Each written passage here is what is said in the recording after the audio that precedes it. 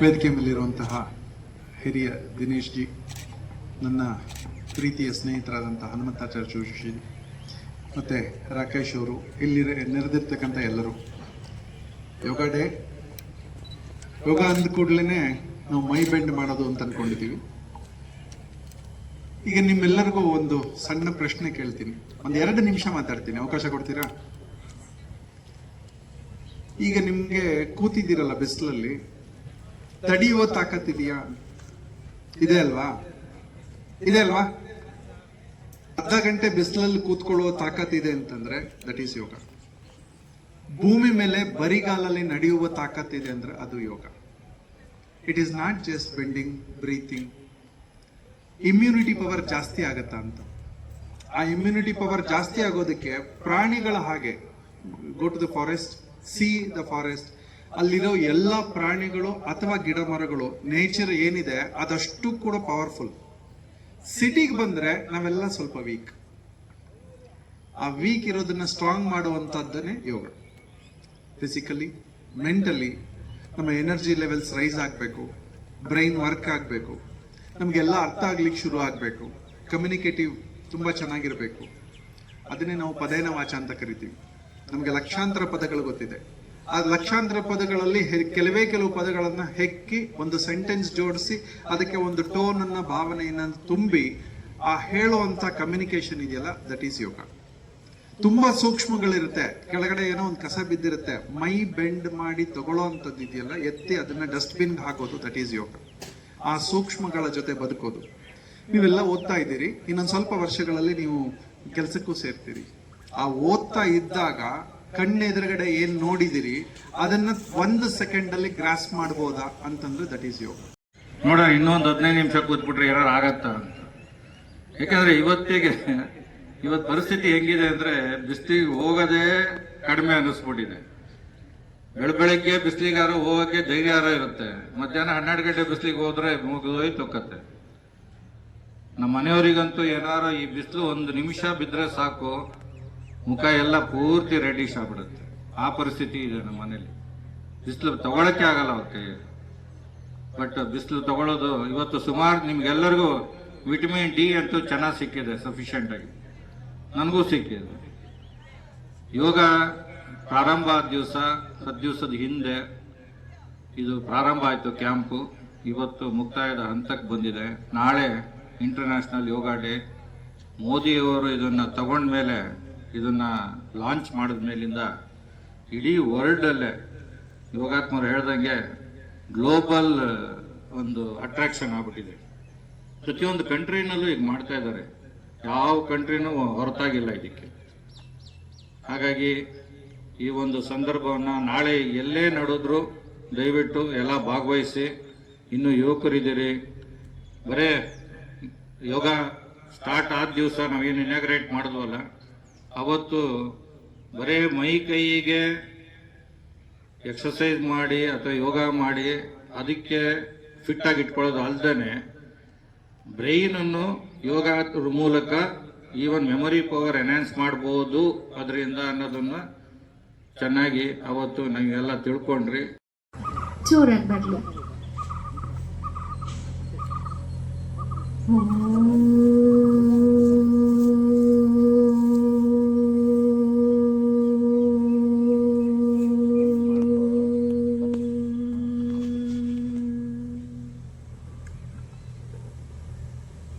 ನಮಸ್ಕಾರ ಸ್ಥಿತಿ. ಕೈಗಳನ್ನು ಜೋಡಿಸಿ ಎಲ್ಲರೂ ನಮಸ್ಕಾರ ಮುದ್ರೆಯಲ್ಲಿರಲಿ. ಒಂದು ಪ್ರಾರ್ಥನೆಯನ್ನು ನಾನು ಹಾಡ್ತೀನಿ, ಇನ್ನೂ ಒಂದು ಯೋಗ ಶ್ಲೋಕವನ್ನು ನಾನು ಹೇಳಾದ್ಮೇಲೆ ನೀವು ಹೇಳಬೇಕು, ಆಯಿತಾ? ಮೊದಲನೇದು ನಾನು ಹಾಡ್ತೀನಿ, ಕಣ್ಗಳನ್ನ ಮುಚ್ಚಿ ಎಲ್ಲರೂ ಕೇಳಿಸ್ಕೊಳ್ಳಿ. ಯೋಗೇನ ಚಿತ್ತಸ್ಯ ಪದೇನ ವಾಚಾ ಮಲಂ ಶರೀರಸ್ಯ ಚ ವೇದ್ಯಕೇನ ಪ್ರವರಂ ಮುನೀನಾ ಪತಂಜಲಿ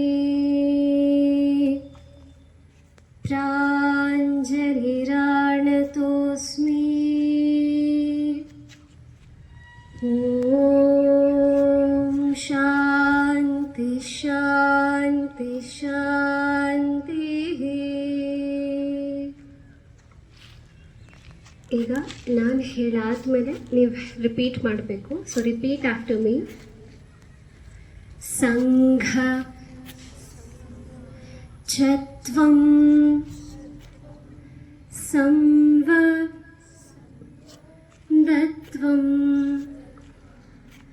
ಸಂವೋ ಮನಾಂಸಿ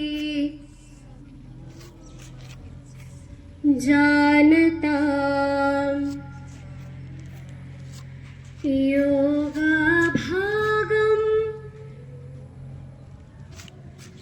ಯಥಾ ಪೂರ್ವೇ ಸಂಜ್ಞಾನಾನ ಉಪಾಸತೆ.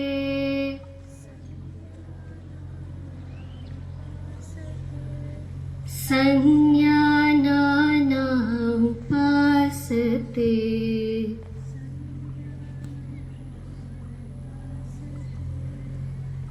Hands at the back, bend forwards, touch your forehead to the ground. This is Bhunamana, thanking the motherland. So come up, rub your hands, generate heat between them. ನಿಮ್ಮ ಕಾಲ್ ರೈಟ್ ಲೆಗ್ನ ಮುಂದೆ ಇಡಿ. ಟೋಸ್ನ flexion and extension. 1, 2, 3, 4, 5. Ankle flexion and extension. 1, 2, 3, 4 and 5. Ankle. ಕೊಂಡಿದ್ವಿ. Savarkar ಪ್ರತಿಷ್ಠಾನ ಮೈಸೂರು ಅನ್ನೋ ಸಂಸ್ಥೆಯಿಂದ ನಾವು ಪ್ರತಿಯೊಂದು ಕಾಲೇಜ್ಗಳು ಇನ್ಸ್ಟಿಟ್ಯೂಷನ್ಗಳನ್ನ ಸಾಮೂಹಿಕವಾಗಿ ಹೇಳ್ಕೊಟ್ಟು ಹೇಳ್ಸಿ ಅದೊಂದು ಪ್ರಾಕ್ಟೀಸ್ ಎಲ್ಲರೂ ಕೂಡ ಪೂರ್ಣ ಗೀತೆಯನ್ನು ಹಾಡಬೇಕು, ಎಲ್ರಿಗೂ ಗೊತ್ತಿರಬೇಕು. ಇದು ಯಾಕೆ ಅಂತಂದ್ರೆ ವಂದೇ ಮಾತರಂ ಗೀತೆಗೆ ಕಳೆದ ವರ್ಷ ನವೆಂಬರ್ 7ನೇ ತಾರೀಕು 150 ವರ್ಷ ಆಗಿದೆ.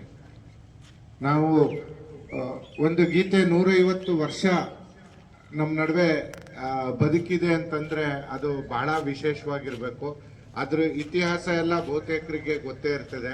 ಯಾವ ರೀತಿ ಬಂಗಾಲವನ್ನ ಭಾರತದಿಂದ ಬೇರ್ಪಡಿಸ್ಬೇಕು ಅಂತ ಬ್ರಿಟಿಷರು ಪ್ರಯತ್ನ ಮಾಡಿರ್ತಾರೆ. ಆ ಸಂದರ್ಭದಲ್ಲಿ ವಂದೇ ಮಾತರಂ ಅನ್ನೋ ಒಂದು ಮಂತ್ರನೇ ಕ್ರಾಂತಿಯನ್ನು ಬೆಳಗಿಸಿದಂಥದ್ದು. ಹೋರಾಟಗಾರರಲ್ಲಿ ದೊಡ್ಡ ಸ್ಫೂರ್ತಿಯನ್ನು ನೀಡಿದಂಥದ್ದು ವಂದೇ ಮಾತರಂ ಅನ್ನೋ ಮಂತ್ರ. ಇವತ್ತು ಈ 150 ವರ್ಷಗಳಾಗಿರುವಂತ ಸನ್ನಿವೇಶದಲ್ಲಿ ವಂದೇ ಮಾತರಂ ಗೀತೆ ಯಾರು ಬರ್ದಿದ್ದು ತಮ್ಗೆಲ್ಲ ಗೊತ್ತೇ ಇರುತ್ತೆ. ಗೊತ್ತಿದೆ ಅಲ್ಲ? ಬಂಕಿಮ್ ಚಂದ್ರ ಚಟರ್ಜಿ ಅವರು ವಂದೇ ಮಾತರಂ ಗೀತೆಯನ್ನು ಬರ್ತಾರೆ. ಅವರು ಪ್ರವಾಸ ಮಾಡ್ಬೇಕಾದ್ರೆ ಟ್ರೈನ್ ನಲ್ಲಿ ಕೂತಿ. So this improves your concentration.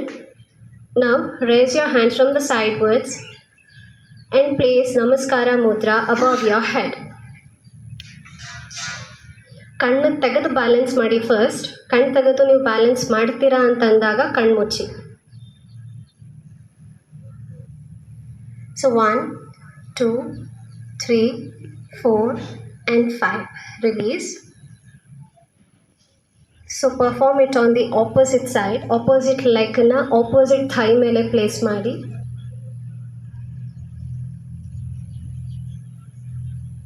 So repeat the same procedure for the counts of 1, 2, 3, 4 and 5. Release. Release.